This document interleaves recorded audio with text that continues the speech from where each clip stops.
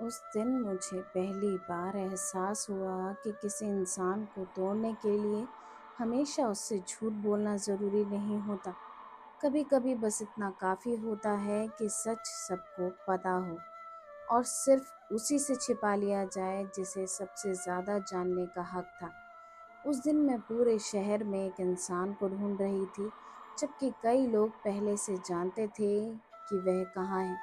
घर की जिम्मेदारी अपने हाथ में लेने के बाद मेरी पूरी दिनचर्या बदल चुकी थी।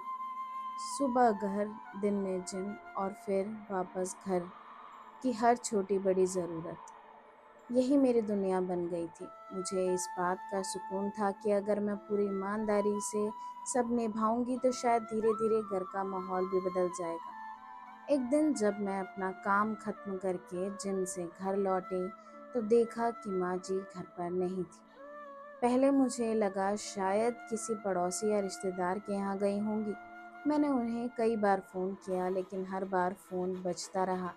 कोई जवाब नहीं मिला। मैंने रिश्तेदारों से भी पूछा लेकिन हर तरफ से एक ही जवाब मिला, हमें नहीं पता। धीरे धीरे चिंता बढ़ने लगी। तभी पता चला कि कुछ रिश्तेदार उल्टा हमें ही जिम्मेदार ठहराने लगे थे।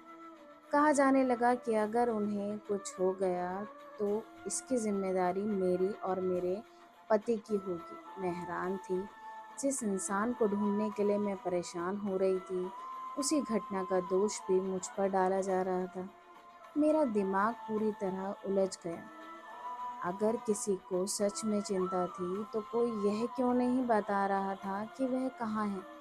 आखिर इतना डर और इतना आरोप क्यों? मुझे बात ठीक नहीं लगी।